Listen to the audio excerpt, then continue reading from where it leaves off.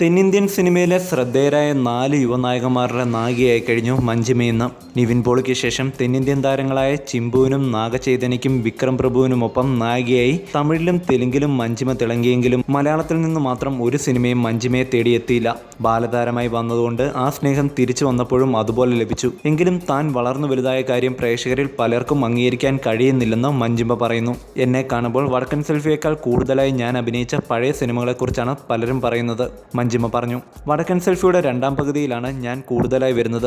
ഒരു നായികയുടെ introduction scene പോലെയൊന്നും ഉണ്ടായിരുന്നില്ല. കാരണം ആ സിനിമയുടെ കഥ ആ രീതിയിലുള്ളതായിരുന്നു. സിനിമ ഒരുപാട് ശ്രദ്ധിക്കപ്പെട്ടതിൽ സന്തോഷമുണ്ട്. എനിക്ക് വ്യക്തിപരമായി ലഭിച്ച പ്രതികരണങ്ങൾ കുറവായിരുന്നു. അഭിനയം ഇനിയും ഒരുപാട് മെച്ചപ്പെടാനുണ്ടെന്ന് പറഞ്ഞവരുമുണ്ട്. വിമർശനങ്ങളെ ആ സ്പിരിറ്റോടെ മാത്രമേ എടുത്തിട്ടുള്ളൂ. എല്ലാവർക്കും സ്വന്തം ഭാഷയോടല്ലേ കൂടുതൽ മമത. തനിക്കും മലയാള സിനിമയോട് അങ്ങനെയാണെന്നും മഞ്ജിമ കൂട്ടിച്ചേർത്തു.